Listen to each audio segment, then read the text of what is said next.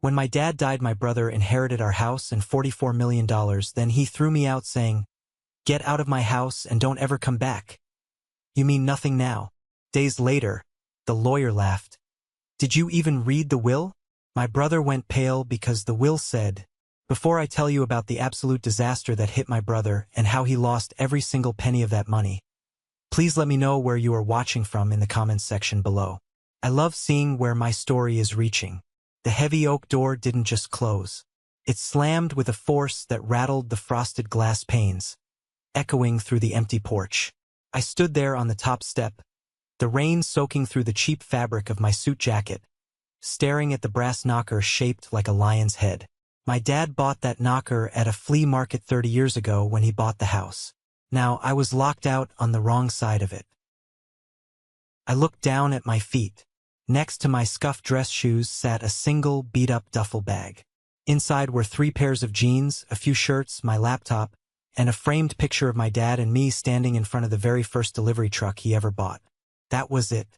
That was my entire life, condensed into 20 pounds of canvas, sitting on a wet concrete porch. Through the thick glass, I could hear the faint, muffled sound of music starting up.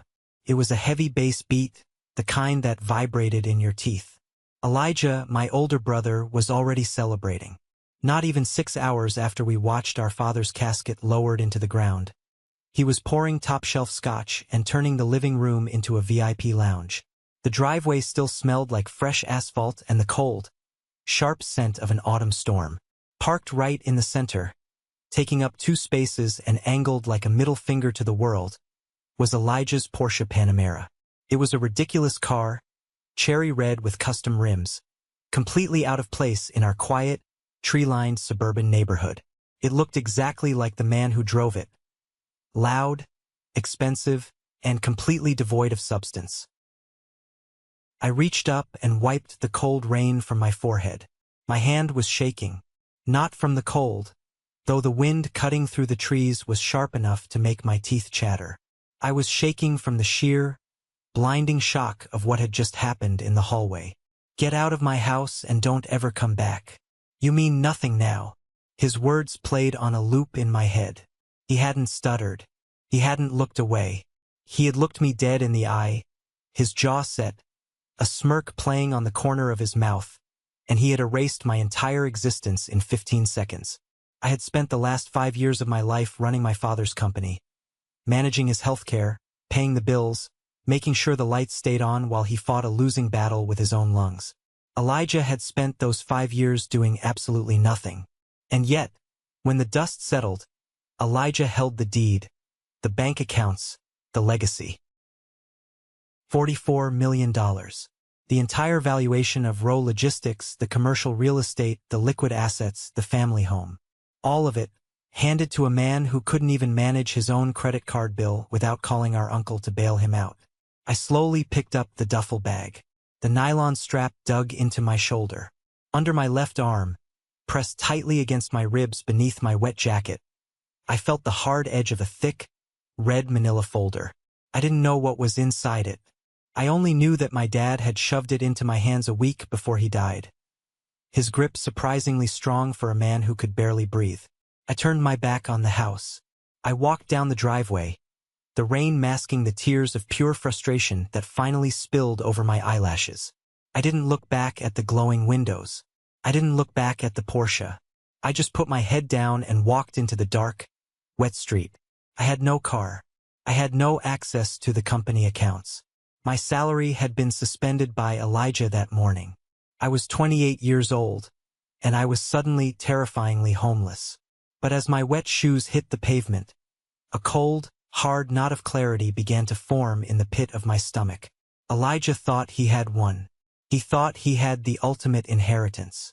But he had forgotten one crucial thing about our father. Edward Rowe was a lot of things, but he was never a fool, and he never ever left a job half-finished. To understand how I ended up standing on the street in the pouring rain with nothing but a duffel bag, you have to understand the dynamic of the Rowe family. You have to understand the last 5 years. My dad, Edward, was a force of nature.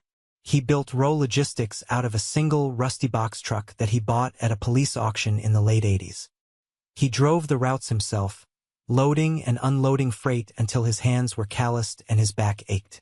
By the time I was born, he had a fleet of 50 trucks. By the time I was in high school, he owned massive distribution warehouses across 3 states. He was a blue-collar king, a man who believed in sweat equity, early mornings, and honoring a handshake. And then there was Elijah. Elijah was 4 years older than me, and from the moment he could walk, he was the golden child.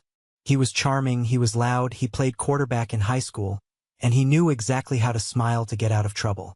While I was in the garage helping Dad change the oil on the trucks, Elijah was out at pool parties. My dad, despite all his tough talk about hard work, had a massive blind spot when it came to his firstborn. He thought Elijah's arrogance was confidence. He thought his recklessness was entrepreneurial spirit. When Elijah was 18, my dad set up a massive college fund for him. Elijah blew through the entire college fund in 3 semesters at a private university, dropping out to start a lifestyle brand that went bankrupt in 6 months. Dad just sighed and paid off his debts. Then, 5 years ago, the cough started. It was a persistent, dry hack that Dad blamed on warehouse dust. But the dust didn't explain the weight loss or the gray tint to his skin. The diagnosis was brutal and swift. Advanced pulmonary fibrosis. The doctors gave him 3 to 5 years. The day we got the news, we sat in the sterile white office of the pulmonologist. I felt the floor drop out from under me. I looked over at Elijah, expecting to see my brother in tears. Instead, Elijah was looking at his Apple Watch, tapping his foot impatiently. That was the day the invisible line was drawn in our family. As Dad's health deteriorated, I stepped into the breach. I was 23, fresh out of a state business school, and I practically moved into the company headquarters.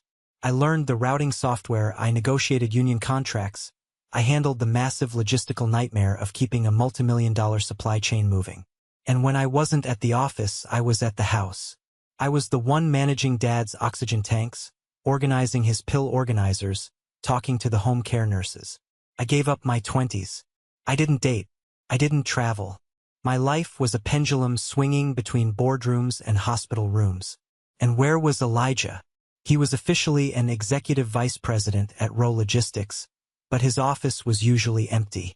He was in Vegas or Miami or on a ski trip in Aspen.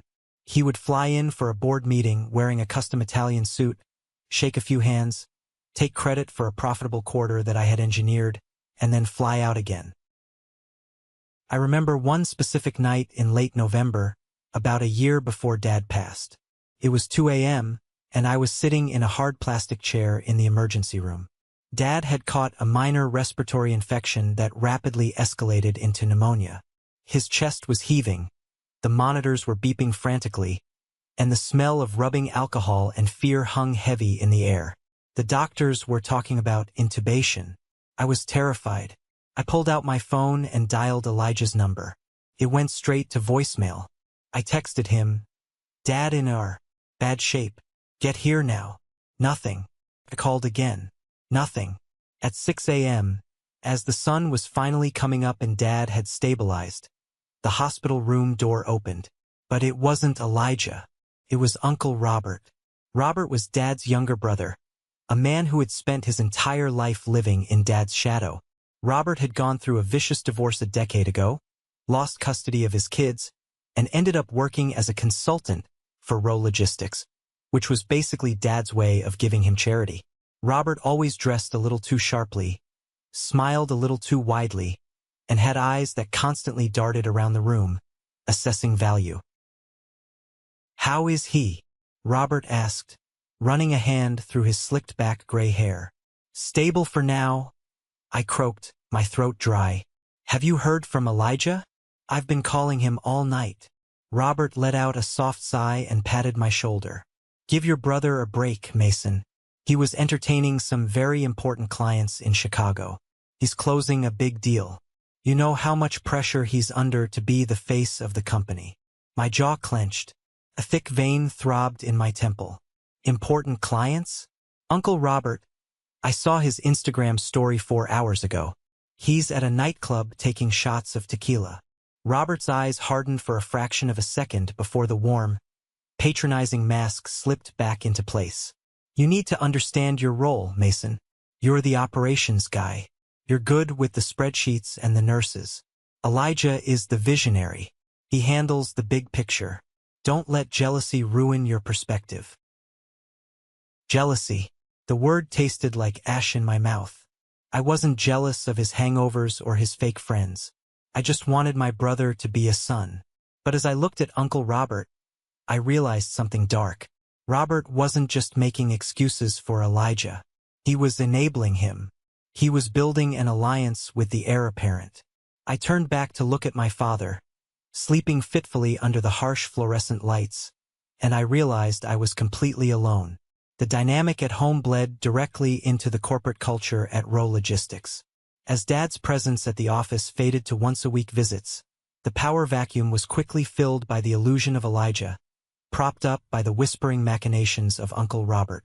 I was doing the work of 3 men. I was handling the dispatchers, fighting with the maintenance crews to keep the aging fleet on the road, and aggressively expanding our client base into the e-commerce sector. I worked 70-hour weeks. My salary remained the same, a modest middle management wage that Dad insisted on, claiming it built character. I didn't care about the money at the time. I cared about keeping the company solvent for my father. Then came the crisis of 2024. We had a massive contract with a national retail chain to distribute their holiday inventory across the Midwest. A freak blizzard shut down 3 major interstates, and our primary distribution hub in Ohio suffered a catastrophic roof collapse under the weight of the snow. Millions of dollars of inventory were trapped, deadlines were blowing past us, and the retail chain threatened a lawsuit that would have bankrupted us. It was a nightmare. I moved a cot into my office. For 48 straight hours, I didn't sleep. I rerouted trucks through secondary state highways, negotiated emergency leases on temporary warehouse space in Indiana, and personally coordinated with local snowplow services to dig out our stranded drivers. It was a logistical miracle. By the skin of our teeth, we delivered the inventory. The client dropped the lawsuit and I was exhausted, running on black coffee and adrenaline, but I felt a deep sense of pride. I had saved my father's legacy. 2 weeks later, Dad insisted on coming into the office for a quarterly board meeting to celebrate the victory. He was frail, wheeling his oxygen tank behind him, but his eyes were bright. The boardroom was packed with our senior management team, including David, our chief financial officer. David was a numbers guy with the personality of a wet napkin, a man who always calculated the political winds before speaking. Dad stood at the head of the long mahogany table. He looked around the room, and then his eyes landed on Elijah. Elijah, who had been in Cabo San Lucas during the entire blizzard crisis. The last few weeks have tested us, Dad said, his voice raspy but firm. We faced a disaster that could have ended Rowe Logistics, but we survived. We thrived. And we did it because of leadership. I sat up a little straighter in my chair. Dad reached into his pocket and pulled out a small velvet box. He slid it across the polished wood table toward Elijah. Elijah, Dad said, smiling warmly, your strategic oversight from afar, your ability to keep the high-level clients calm, it shows you are ready. I'm officially giving you the promotion to President of Operations. Elijah grinned, a perfectly white, arrogant smile. He opened the box. Inside, gleaming under the recessed lighting, was a solid gold Rolex Daytona, rimmed with diamonds. It was a $40,000 watch. Thanks, Pop, Elijah said, strapping it onto his wrist.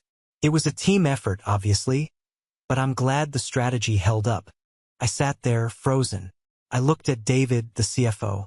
David looked down at his notes, actively avoiding my gaze.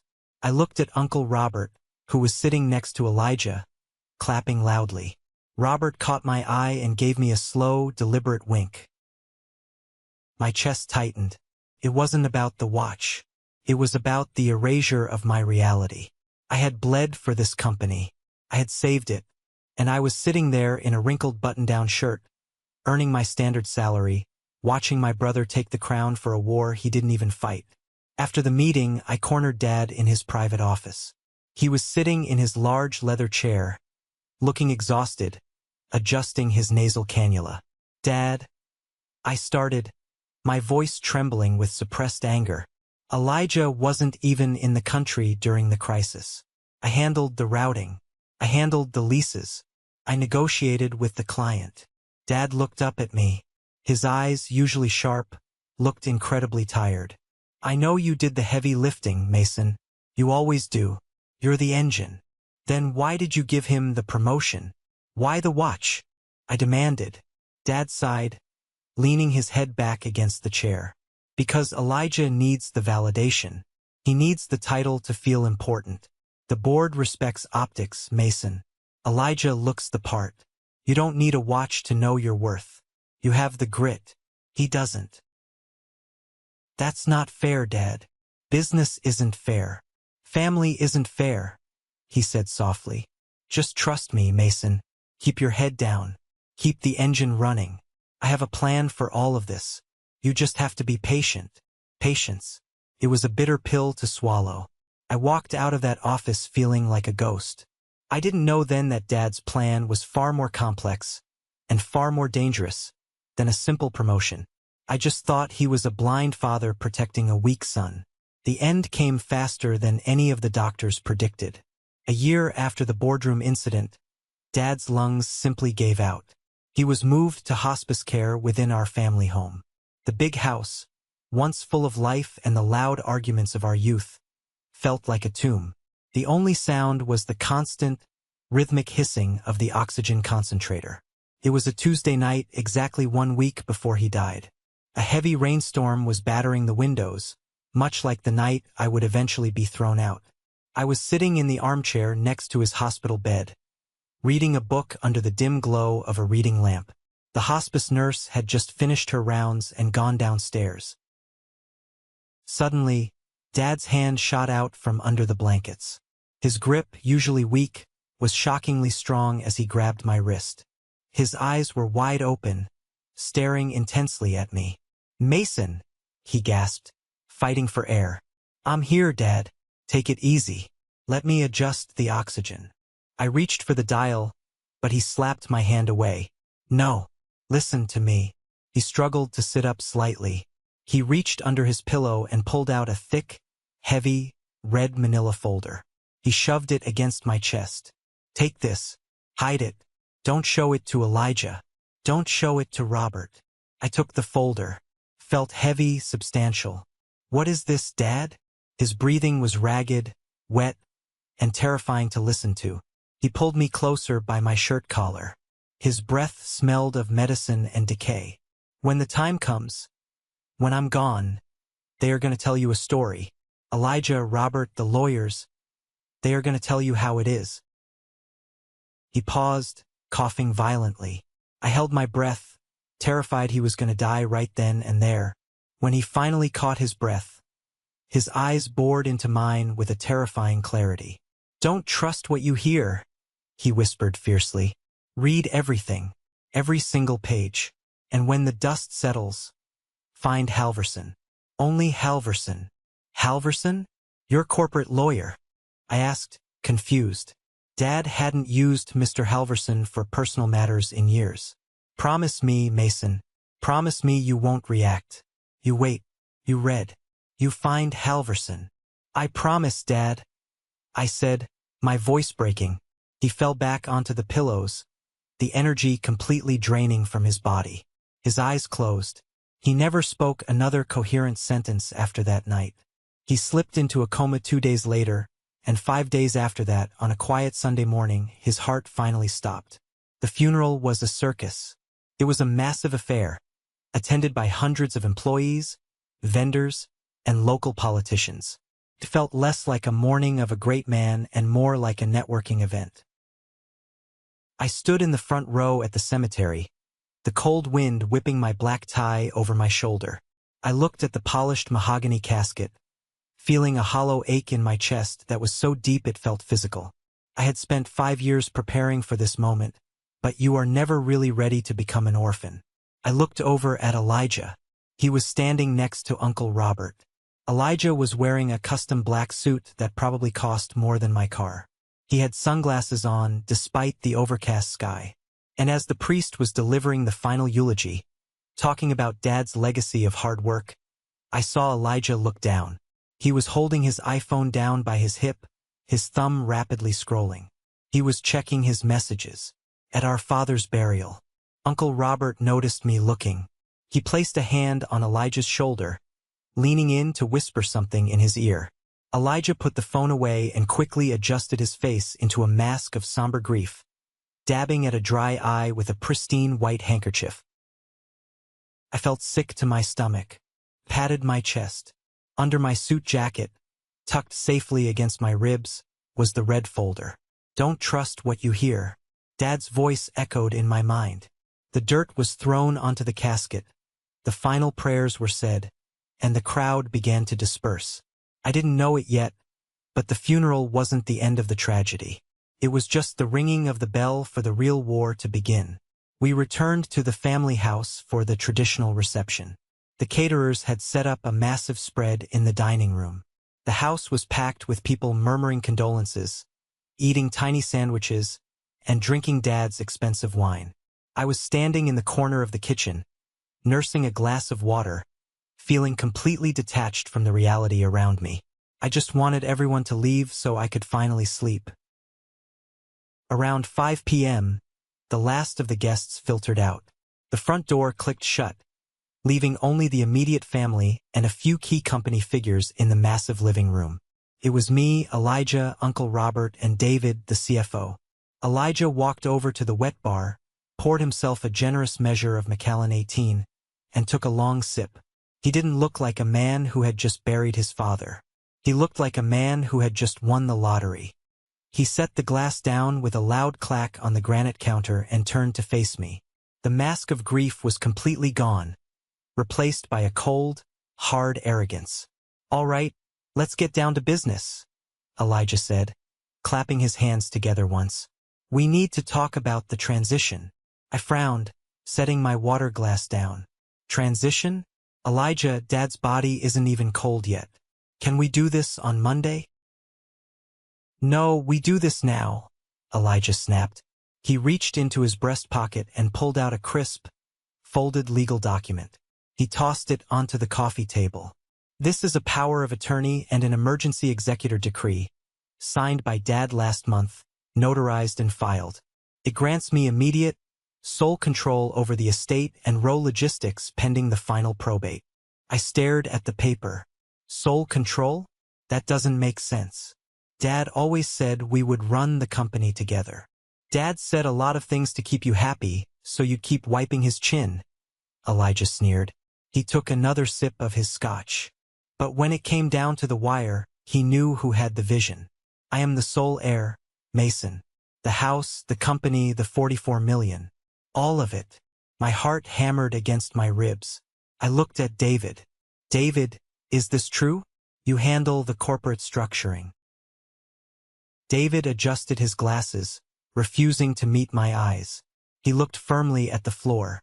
"The paperwork is legally binding, Mason. Elijah is the acting CEO and sole manager of the estate assets as of this afternoon." David had flipped. The man who had relied on my operational data for 5 years had instantly calculated the new power dynamic and aligned himself with the money. I turned to Uncle Robert. He was sitting in Dad's favorite leather armchair, his legs crossed, looking deeply sympathetic. "I'm sorry, Mason," Robert said, his voice dripping with fake pity. "I tried to talk to Edward about it, but he was very traditional. He believed the eldest son should inherit the mantle. You have to accept it. Fighting it will only tear the family apart." Tear the family apart. The family was already dead. I looked back at Elijah. "Fine. You want to run the company? Run it. Let's see how long it takes you to crash it without me doing your job for you. But I live here. This is my home." Elijah laughed. A sharp, ugly sound. "Not anymore." The room went dead silent. "Excuse me," I said, my voice dropping an octave. Elijah stepped forward, invading my personal space. The smell of scotch was overpowering. "You're a liability, Mason. You're resentful, you're a buzzkill, and I don't want you in my house. I don't want you in my company. As of right now, your employment at Rowe Logistics is terminated. Your corporate cards are canceled. And you have exactly 10 minutes to pack a bag and get off my property." My vision literally swam. It was a physical blow. "You're throwing me out? Today? Where the hell am I supposed to go?" "I don't care," Elijah said, his eyes dead and cold. "Go live in a truck. Go cry to a nurse. Just get out of my house and don't ever come back." "You mean nothing now." I stood there, paralyzed by the sheer magnitude of the betrayal. 5 years of my life, my youth, my dedication, all of it meant nothing. I looked at David. Silence. I looked at Uncle Robert. He just offered a sad little shrug. I didn't argue. I didn't scream. When someone shows you they are a monster, you don't try to reason with them. I turned around, walked upstairs to my room, threw a few clothes into a duffel bag, grabbed my laptop, and walked out the front door into the freezing rain. I walked for 3 miles in the pouring rain. Every car that drove past splashed dirty water onto my slacks. I didn't feel the cold. I didn't feel anything except a burning, hollow sensation in my chest. My mind was racing, trying to process the speed at which my entire life had been dismantled. I ended up on Route 9, a depressing stretch of highway on the edge of town lined with fast food joints and cheap motels. I found a place called the Starlight Motor Inn. The S and the T on the neon sign were burned out. It was the kind of place that rented rooms by the hour, smelling of stale cigarette smoke and industrial bleach. I paid for 3 nights with the last $200 of personal cash I had in my wallet. The guy behind the bulletproof glass didn't even look up at me. I let myself into room 114. The carpet was sticky. The bedspread was a questionable shade of brown. I dropped my wet duffel bag on the floor, took off my soaked jacket, and sat on the edge of the sagging mattress. The silence of the room was deafening. Just hours ago, I was standing in a multimillion-dollar estate. Now I was a refugee in a $30 night trap. I buried my face in my hands. A wave of profound grief finally hit me, not just for the loss of my father, but for the realization that I had never really had a brother. Then, I remembered the folder. I reached inside my wet jacket and pulled out the red manila envelope. The edges were slightly damp, but the contents were protected. My hands were shaking as I unwound the little red string holding it closed. Don't trust what you hear. Read everything. I opened the folder, expecting to find a secret will, a deed, some grand legal document that would instantly fix everything. I tipped it upside down over the bed. 3 things fell out. A small silver key, a black Visa debit card with my name on it, and a single piece of heavy cardstock paper with Dad's familiar, scrawling handwriting. I stared at the items, confused. I picked up the note. It was dated exactly 1 month before he died. "Mason, if you are reading this, it means the worst has happened. It means Elijah did exactly what I feared he would do. I know you are hurting right now. I know you feel betrayed. I am sorry to put you through this pain, but I had to know for sure. Elijah's inheritance is an illusion. Everything is a trap. The debit card has enough funds to keep you afloat for a few days. The key is to my private safety deposit box at First National. Do not go there yet. Take a breath. Gather your anger. Use it. Then go find Halverson. Love, Dad." I read the note 3 times. Elijah's inheritance is an illusion. Everything is a trap. The knot of despair in my stomach suddenly dissolved, replaced by a sharp, electric jolt of adrenaline. My father hadn't abandoned me. He hadn't been blind to Elijah's true nature. He had orchestrated this entire scenario. He had intentionally given Elijah the power just to see what he would do with it. And Elijah, in his infinite arrogance, had walked right into the snare. I wasn't a victim anymore. I was a weapon that my father had carefully primed. I lay back on the terrible motel pillows, staring up at the water stains on the ceiling. I didn't cry anymore. I didn't feel sad. I felt a cold, calculating calm wash over me. I was gonna ruin my brother.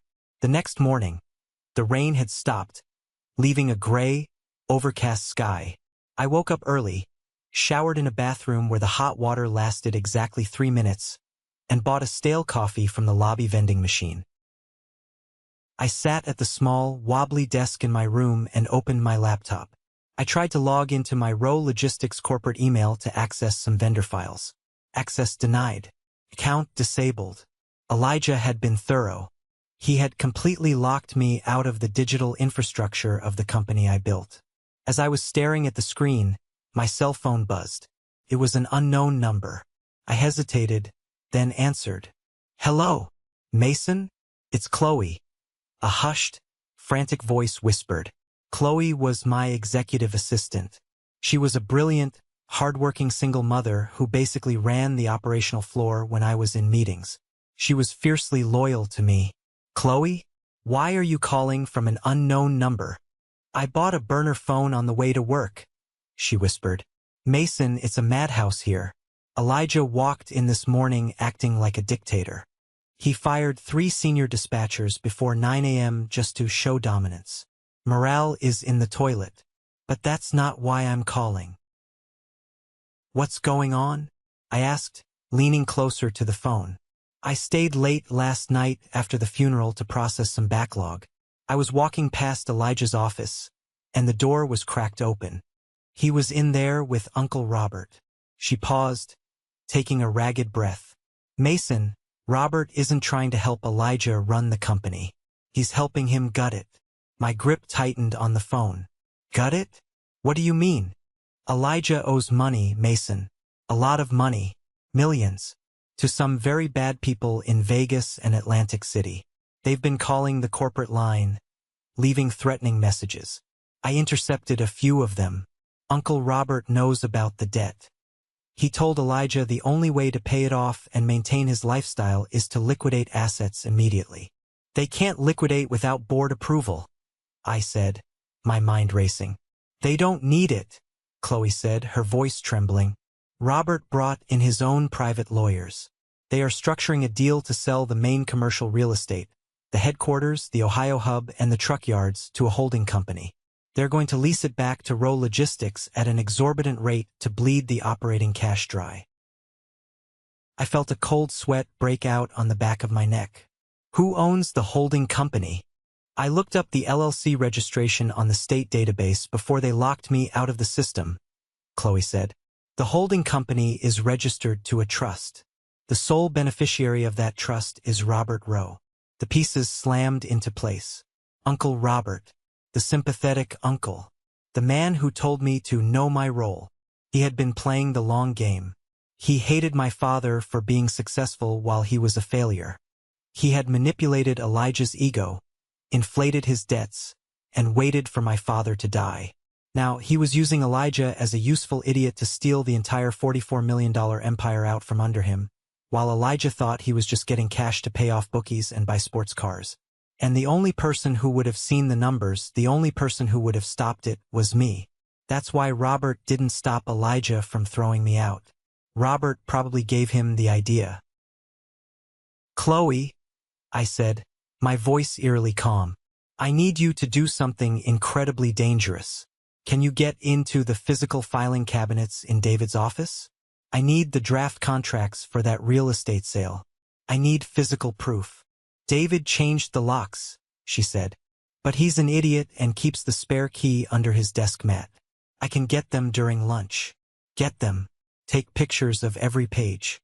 Send them to my personal email, then put the files exactly back where they were. If anyone catches you, you pretend you were looking for an HR form. Understand?"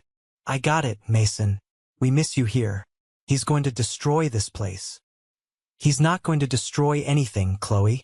Because he doesn't own it." I hung up the phone. The betrayal was absolute. My brother was a greedy fool, but my uncle was a venomous snake. I looked at the debit card Dad had left me. I grabbed my jacket. It was time to go to war. It was time to find Halverson. Downtown was a completely different world from Route 9. It was a world of towering glass and steel, where money moved silently through fiber optic cables and power was negotiated in soundproof rooms. The offices of Halverson and Pike occupied the entire penthouse floor of the tallest building in the financial district. Mr. Halverson wasn't just a lawyer. He was a legal architect for the ultra-wealthy. He specialized in impenetrable trusts, aggressive corporate defense, and making massive problems disappear quietly. I stepped off the private elevator into a lobby that looked like an art museum. The floors were imported Italian marble, and the walls were paneled in rich, dark walnut. Behind a massive slab of white marble that served as a desk sat a young man named Julian. Julian wore a tailored suit and had the arrogant, slightly bored expression of someone who spent his day turning away millionaires. I walked up to the desk. I was still wearing the same suit from the funeral, slightly wrinkled from my stay at the motel. "Can I help you?" Julian asked, not bothering to look up from his dual monitors. His tone implied that I was entirely in the wrong building. "I need to see Mr. Halverson," I said. Julian sighed, a tiny, performative exhalation of breath.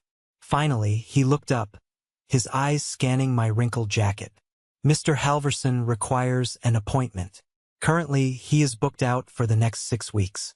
If you'd like to leave your name, I can have a junior associate call you to see if your matter meets our firm's criteria."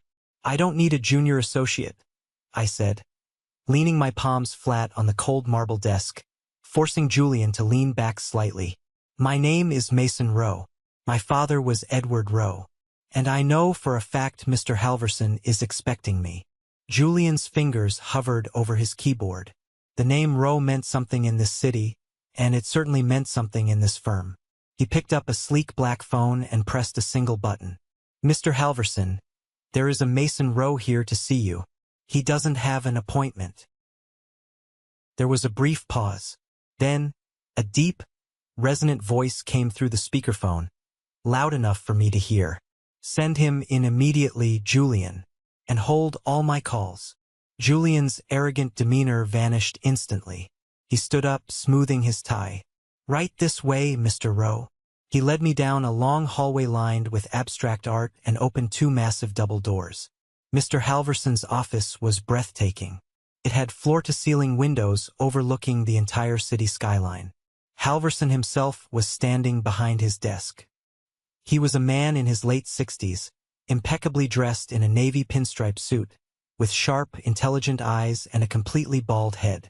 He radiated a quiet, dangerous authority. As the doors closed behind me, Halverson smiled. It wasn't a warm smile. It was the smile of a chess grandmaster who just watched his opponent make the exact wrong move. "Mason," he said, gesturing to one of the leather chairs across from his desk. "Have a seat. I must admit I was starting to worry. You are a day late. I expected you yesterday." I sat down. It took me a day to process the fact that my brother threw me out of my own house on the day of my father's funeral. Halverson didn't look surprised. He walked around his desk and sat opposite me, steepling his fingers. "Ah, so Elijah played his hand immediately. How very predictable. And I assume he brandished the emergency power of attorney your father signed." "He did. And he told me he inherited everything. The house, the money, the company." I looked Halverson dead in the eye. "My dad left me a note. He told me it was an illusion. He told me to find you." Halverson nodded slowly. He reached into his desk drawer and pulled out a thick, bound document. It wasn't a standard file. It had a heavy, blue legal backing and was sealed with a wax stamp. "Your father," Halverson said softly, "was one of the most brilliant men I have ever had the pleasure of representing. He came to me 6 months ago. He knew his time was short. He also knew exactly who your brother was, and he suspected the insidious influence of your Uncle Robert." Halverson slid the heavy document across the desk toward me. "What Elijah holds is a temporary executorship. It is a legal piece of paper, yes, but it is entirely subordinate to this." He tapped the document. "Mason, did you really think your father would leave $44 million to a man who treats life like a casino?" I looked down at the document. The title page read, "The Edward Rowe Revocable Living Trust." "I don't understand," I said. If this is the real will, why didn't you stop Elijah yesterday? Why let him throw me out? Halverson leaned forward, his sharp eyes locking onto mine. Because this isn't a simple will, Mason. A will goes through probate court. A will can be contested. A will gives Elijah and Robert the opportunity to hire lawyers, drag things out for years, and bleed the estate dry in legal fees. Your father didn't want a war of attrition. He wanted an execution. Halverson opened the document and flipped to a page near the middle. He highlighted a specific section with his gold pen.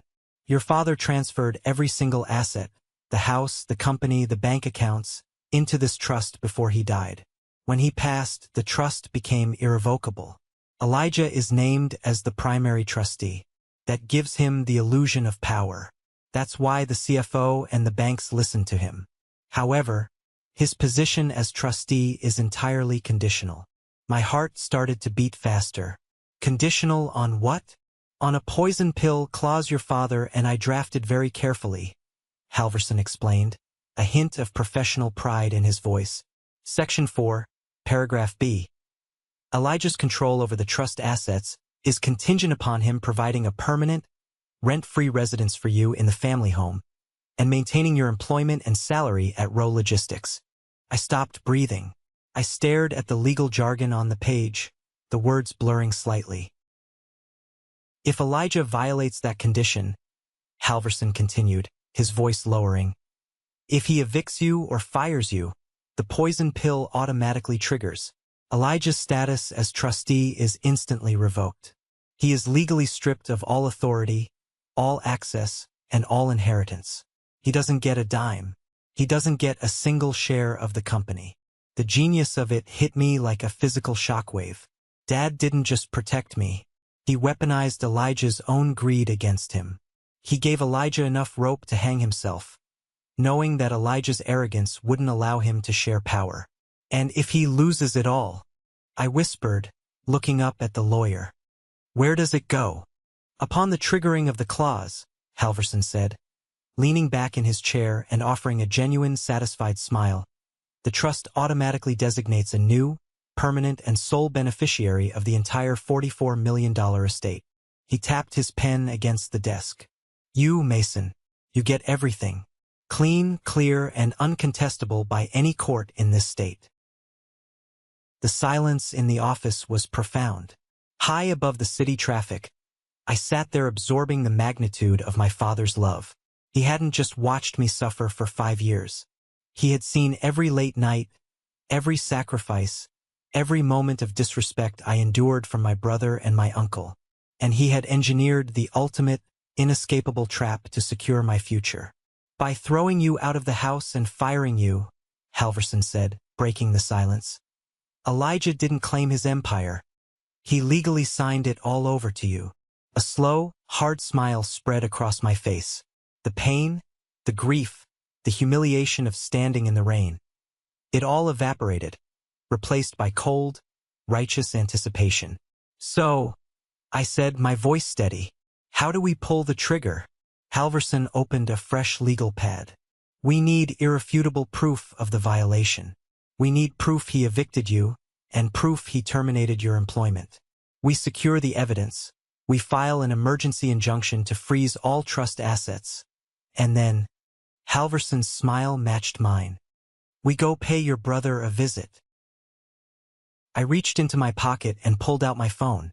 I had the text from Chloe about my disabled accounts. And I knew exactly how to get the proof of the eviction.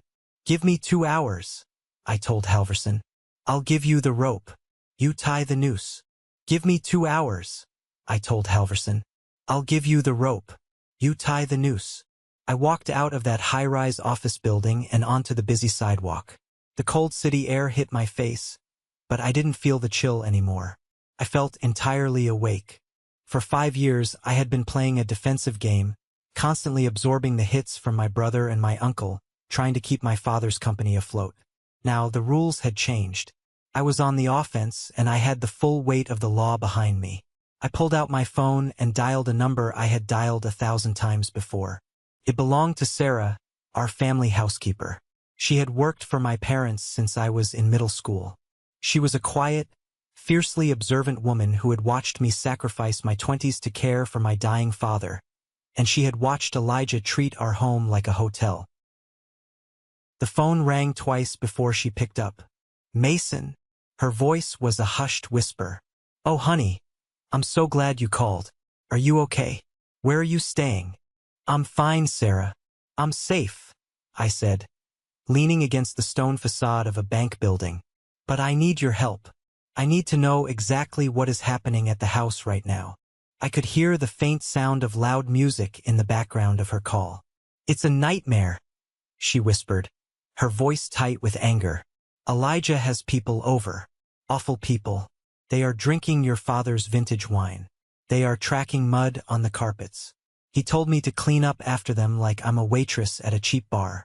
He acts like he owns the world. He doesn't own anything, Sarah, and I'm going to prove it today. But I need evidence. I took a deep breath. The security cameras, the one above the front porch and the one in the main hallway. Do they still record audio? Yes, she said immediately. Your father upgraded the system last year. It records everything to the cloud server. Elijah locked me out of the digital network, I explained. I need you to log into the main computer in Dad's study. Download the footage from 3 days ago, right after the funeral. The exact moment he threw me out. I need the video, and I need the audio of him telling me I'm evicted. There was a brief pause on the line. Then, Sarah's voice came back, entirely devoid of fear. He is sitting in the living room with some man named Marcus. They are arguing about money. The study is empty. Give me 10 minutes. Sarah, if he catches you... He won't catch me, she interrupted fiercely. He doesn't even know how to turn that computer on. I loved your father, Mason, and I know who the real son is. I'll send it to your personal email. 10 minutes later, my phone buzzed. 2 massive video files sat in my inbox. I clicked the first one. It was the porch camera.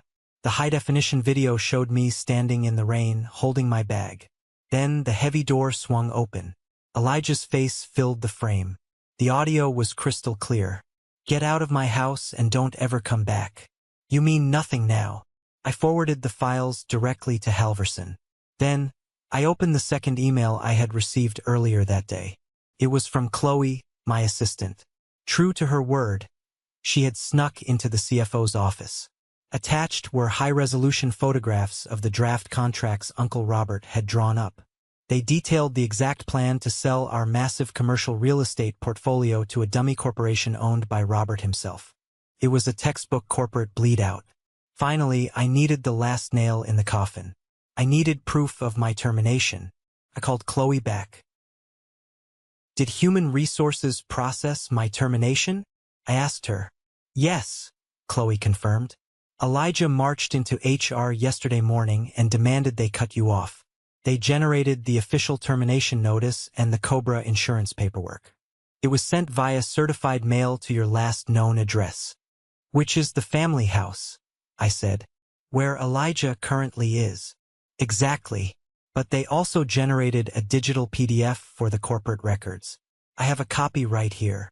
Send it to the lawyer, I said, giving her Halverson's email address. I walked back into the lobby of the law firm and took the elevator up to the penthouse. When I walked back into Halverson's office, he was off the phone, adjusting his cuffs. His paralegals were running around like an army preparing for battle. I have the footage of the eviction, I said, putting my phone on his desk. I have the termination paperwork. And I have proof of Uncle Robert's intent to commit massive corporate fraud. Halverson smiled. It was a terrifying, brilliant smile. I just got off the phone with Judge Harmon. We have a long history. He reviewed the terms of the revocable living trust and the evidence you just provided. He signed an emergency ex parte injunction. What does that mean in English? I asked. It means, Halverson said, picking up a heavy stack of papers stamped with a red seal, that as of 5 minutes ago, Elijah Rowe's status as trustee is officially and legally terminated. All corporate bank accounts are frozen. The house belongs to you, and anyone currently on the property without your permission is guilty of criminal trespassing. Halverson stood up and grabbed his tailored overcoat. Shall we go take out the trash? We didn't take a taxi. Halverson had a black car waiting downstairs. We drove out of the city and into the quiet, affluent suburbs where I grew up. But we didn't go alone. Following closely behind our black car were 2 white and green sheriff's department cruisers. Halverson didn't mess around with local beat cops. He called the County Sheriff's Civil Enforcement Division. When you are executing a high-value property seizure and an eviction on a $44 million estate, you bring the heavy artillery. The rain had stopped, but the sky was a bruised, heavy gray. We turned onto my street. My heart was pounding against my ribs, a heavy, rhythmic thud. This was the street where I learned to ride a bike. This was the street where my dad taught me how to drive his first delivery truck. And now it was the street where I was going to ruin my own flesh and blood. We pulled into the long, winding driveway. Elijah's red Porsche was still parked diagonally across the pavement. 2 other luxury cars were parked on the lawn, tearing up the expensive landscaping. I stepped out of the black car. The air was cold. The front doors of the sheriff's cruisers opened, and 2 massive deputies stepped out. They wore thick tactical vests and carried heavy flashlights. They looked at Halverson, who gave them a brief nod. We walked up the steps to the porch. The same porch where I had stood freezing and homeless 3 days ago. The bass from the music inside was vibrating the porch floorboards. Halverson didn't use the brass knocker. He gestured to the largest deputy. The deputy raised a massive fist and began hammering on the heavy oak door. It sounded like thunder. "Sheriff's Department. Open the door," the deputy bellowed. The music inside abruptly cut off. I could hear shouting, the clinking of glass, and the sound of heavy footsteps. The door swung open. Elijah stood there. He was wearing an expensive silk shirt unbuttoned to his chest, holding a glass of amber liquid. His eyes were red, his hair was messy, and he had the arrogant scowl of a man who was used to doing whatever he wanted. "What the hell is going on here?" Elijah snapped, glaring at the deputies. "Do you know whose house this is? I didn't call the cops." Then, his eyes shifted past the deputies and landed on me. His scowl deepened into pure, unadulterated hatred. "Mason," he spat out the word like poison. "I told you to never come back here. Are you actually stupid enough to bring the police to my house? I own this property. I'll have you arrested for trespassing." He looked at Halverson. "And who the hell are you?" Halverson stepped forward, his posture impeccable, radiating absolute authority. "My name is Arthur Halverson. I was your father's personal attorney, and I am the executor of the Edward Rowe Revocable Living Trust." Elijah scoffed, taking a sip of his drink. "Executor? The will was already executed. I have the power of attorney. My dad left everything to me. This is my house. You're trespassing." Halverson didn't blink. He pulled the thick, court-stamped document from his briefcase and held it out. "Your father did not leave you a traditional inheritance, Elijah," Halverson said, his voice carrying clearly into the hallway. "He placed the entire estate into a trust. You were granted temporary control as a trustee. That control was bound by one specific, non-negotiable condition." Elijah's hand holding the glass stopped halfway to his mouth. A flicker of doubt finally crossed his arrogant face. Behind him, several of his party guests had gathered in the hallway, watching the scene unfold. Among them was Marcus, a heavy-set man in a cheap suit with a thick neck, the creditor Chloe had warned me about. "What condition?" Elijah asked, his voice suddenly losing its bravado. Section 4, Paragraph B of the trust dictates that you must provide a permanent residence and continued employment for your brother, Mason Rowe. Halverson recited flawlessly from memory. "If you fail to do so, a poison pill clause is automatically activated." Elijah stared at him, his mouth slightly open. "Poison pill?" "Yes," I said, stepping forward so I was right in my brother's face. 3 days ago, you stood on this exact spot and evicted me. You told me I meant nothing. Yesterday, you finalized my termination from Rowe Logistics. You broke the one rule Dad gave you. Halverson raised the court order. We have the security footage. We have the HR documents. An emergency injunction was signed by Judge Harmon an hour ago. The condition has been violated. Your status as trustee is permanently revoked. Elijah's face turned the color of old ash. Revoked? What does that mean? I still get the money, right? I'm his son. You get nothing, Halverson said coldly. The trust clearly states that upon violation of the condition, all assets, all bank accounts, all property, and all corporate shares are instantly transferred to the sole, permanent beneficiary. Halverson pointed a perfectly manicured finger at me. Mason Rowe. The silence that fell over the porch was absolute. The only sound was the wind rustling the dead leaves in the yard. Elijah looked at me, his eyes wide with a frantic, desperate panic. No, that's impossible. Dad wouldn't do that. He loved me. He gave me the promotion. He gave me the watch. He gave you a test, Elijah, I said, my voice steady and cold. He knew exactly who you were. He knew you were greedy. He knew you were cruel. He gave you the power just to see if you would use it to destroy me. And you did it in less than 24 hours. This is a trick, Elijah suddenly screamed, his voice cracking. He lunged forward, grabbing the lapels of Halverson's coat.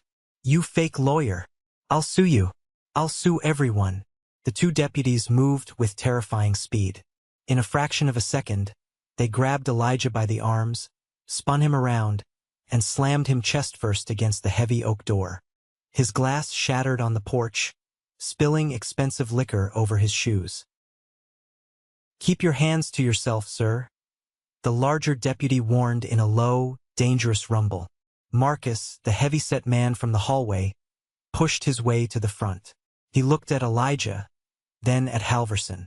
Hey, lawyer, are you saying he doesn't have the money? He doesn't own the commercial real estate. Mr. Rowe currently owns the clothes on his back and a heavily financed sports car in the driveway, Halverson stated clearly. He has no access to the $44 million estate. Marcus's face turned purple. He leaned down close to Elijah's ear. You owe my bosses $3 million, you stupid punk. You told me the warehouse sale was happening tomorrow. You better find a place to hide. Marcus turned around and stormed out of the house, shoving past the other guests. Elijah was hyperventilating. The deputies released him, and he slid down the doorframe, collapsing onto the porch. The arrogant golden boy, the man who had tormented me, the man who had abandoned our father on his deathbed, was a shaking, sobbing mess. He looked up at me from the ground. Tears were streaming down his face, mixing with sweat. The superiority was entirely gone, replaced by naked, pathetic fear. Mason, he begged, reaching a shaking hand out toward my shoe. Mason, please, you can't do this. I'm your brother. We share the same blood. I have debts, Mason. Very bad people are after me. If I don't pay them, they will kill me. Please, we can share it. I'll let you run the company. Just give me my cut. I looked down at him. I remembered the nights I spent sleeping in a hospital chair. I remembered the funeral where he checked his phone while they buried our dad. I remembered the cold rain hitting my face when he locked me out. You burned the bridge while you were standing on it, Elijah, I said quietly. I was grieving, he cried out, grasping at straws. I didn't know what I was doing. You knew exactly what you were doing. You showed me exactly who you are. I stepped back, out of his reach. The lawyer will give you 10 minutes to pack one suitcase. After that, the deputies will escort you off my property. If you ever come near this house or the company again, I will have you arrested. This is the moment that changes everything, the moment I finally took back control of my life. Thank you so much for your patience and for staying with me until now. You've been amazing. Please give this video a like and comment one below to let me know you've made it this far. Not only does this help more people find this story, but it also lets me know that my experiences truly mean something to someone. Your support is my greatest motivation to keep sharing the rest of this journey." While the deputies stood guard in the hallway, watching Elijah frantically throw designer clothes into a single suitcase, another car pulled into the driveway. It was a silver Mercedes. Uncle Robert stepped out, looking incredibly pleased with himself. He was wearing a light gray suit, probably coming over to celebrate the impending sale of our family's legacy. He walked up the steps, seeing the sheriff's cruisers, and stopped dead in his tracks. His eyes darted from the deputies to Halverson, and finally to me. The fake, patronizing smile vanished. "Mason," Robert said, his voice tight. "What is going on here? Why are the police at the house?" I walked slowly down the porch steps until I was standing face to face with him. For my entire life, I had let this man make me feel small. I had let him dictate my worth. Not anymore. "We are just doing some house cleaning, Uncle Robert," I said. "Elijah is moving out. Permanently." The trust activated the poison pill. He violated the terms of Dad's will, and he lost everything. I am the sole owner of Rowe Logistics and this estate. Robert's jaw literally dropped. He blinked rapidly, his mind desperately trying to calculate the new reality. He had spent months grooming Elijah, winding him up, pushing him into debt, all for this moment. And now the puppet was broken. But Robert was a survivor. Like a snake shedding its skin, he instantly tried to pivot. He let out a loud, theatrical sigh and put a hand on his chest. "Mason, my boy," Robert said, his voice thick with fake relief. "Thank God. I have been so worried about the company." Elijah was out of control. I tried to guide him, but he wouldn't listen. "Now that you are in charge, we can finally steer the ship right. You and me, Mason, will be a great team." I actually laughed. It was a dark, humorless sound. I reached inside my jacket pocket and pulled out the folded copies of the draft contracts Chloe had sent me. I slapped the papers hard against Robert's chest.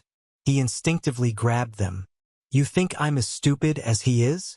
I asked, my voice dropping to a dangerous whisper. "I know about the dummy LLC, Robert. I know about your plan to buy the commercial real estate for pennies on the dollar and lease it back to bankrupt the company." Robert looked down at the papers. His hands started to shake. "Mason, this is a misunderstanding. This was just a contingency plan. Save it." I cut him off. "I spent 5 years cleaning up your messes. Dad kept you on the payroll out of pity. He knew you were a failure. He knew why your wife filed for a messy divorce. He knew why you lost custody of your kids. Because you are a parasite." Robert's face turned a violent shade of red. He opened his mouth to shout, but I took a step closer, invading his space. "I have already sent these documents to the Corporate Fraud Division of the FBI. I lied smoothly. I hadn't yet, but he didn't know that. "If I ever see your face in my building, if you ever try to contact me, or if you even drive down the street again, I will make sure you spend the rest of your pathetic life in federal prison. Now get off my property." Robert stared at me. He looked into my eyes and saw that the quiet, obedient nephew was dead. He didn't say another word. He turned around, practically ran to his Mercedes, and sped out of the driveway, his tires squealing on the wet pavement. A few minutes later, Elijah was escorted out the front door by the deputies.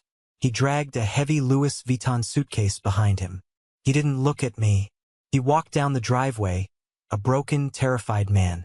The deputies waited until he climbed into his heavily financed Porsche and drove away. Then, they tipped their hats to Halverson and drove off. The party guests had scattered like roaches when the lights turned on. I was standing on the porch, alone with the lawyer. "Excellent work, Mason," Halverson said quietly. "I will have the locks changed within the hour. Tomorrow we go to the bank." "Thank you, Arthur," I said. It was the first time I called him by his first name. Halverson left, and the locksmith arrived shortly after. By sunset, the house was entirely mine. It was massive, silent, and for the first time in 5 years it felt peaceful. The oppressive weight of Elijah's arrogance and Robert's manipulation was gone. I walked slowly through the downstairs rooms. I picked up the shattered glass from the porch. I wiped down the counters in the kitchen. I was claiming my space. Finally, I walked up the grand staircase and stood in front of Dad's private study. The door was closed. I turned the brass knob and pushed it open. The room smelled of old paper, leather, and faintly of his cologne. His heavy mahogany desk sat in the center of the room. Behind it was a massive bookshelf. I reached into my pocket and pulled out the small, silver key from the red manila folder. Dad's note had told me the key was for his safety deposit box at the bank, but I knew my father. He hated banks. He didn't trust them with his most personal items. I walked over to the bookshelf, reached behind a thick volume of American history, and pressed a hidden latch. A section of the bookshelf swung outward, revealing a heavy steel wall safe. I inserted the silver key and turned the combination lock to my own birthday. The heavy metal door clicked open. Inside, there weren't stacks of cash or stock certificates. There was a single, worn leather journal. It belonged to my mother, Eleanor, who had passed away when I was 10. Dad had kept it locked away for almost 2 decades. Sitting on top of the journal was a fresh piece of paper, folded in half. It was another note in Dad's handwriting. My hands trembled as I opened it. Mason, if you are standing in this room reading this, it means you won. It means you survived the storm, and you purged the poison from this family. I am so incredibly proud of the man you have become. I want you to know the truth. I knew Elijah was broken from the time he was a teenager. I saw the greed in his eyes. I saw the cruelty. But I also saw how much you loved the company, and how much you loved our family. If I had simply fired Elijah and handed you the keys, he would have spent the rest of his life suing you, harassing you, and trying to destroy what you built. He would have played the victim. I had to let him destroy himself. I had to play the blind, foolish father. I had to give him the rope, knowing it would hurt you in the short term so that you could be free of him forever. I am sorry I let you believe I didn't see your hard work.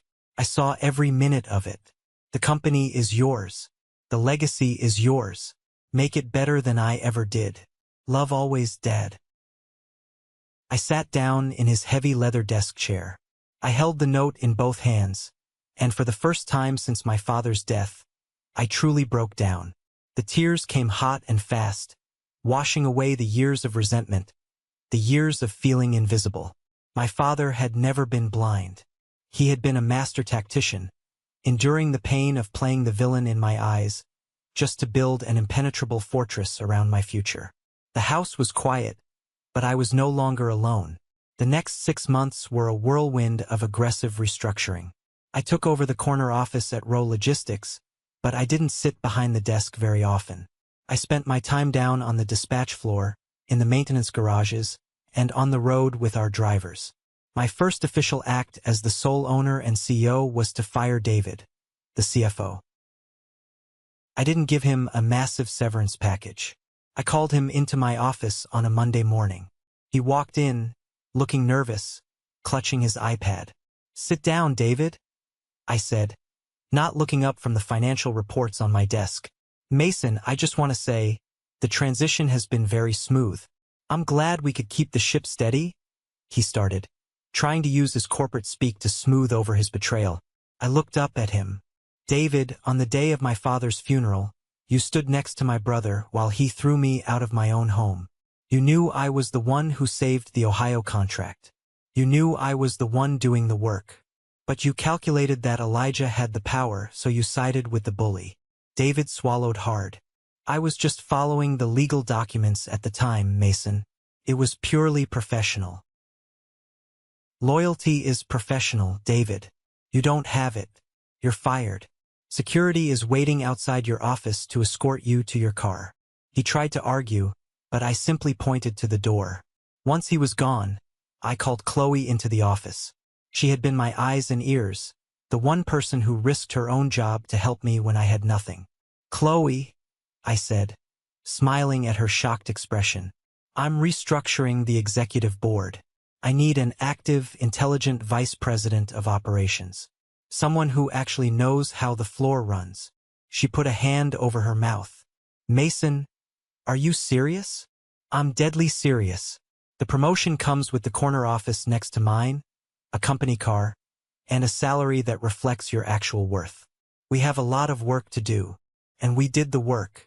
We purged the toxic culture Elijah had started to cultivate. I raised the base salary for our warehouse workers. I implemented a new training program for the drivers. We didn't just survive the transition, we thrived.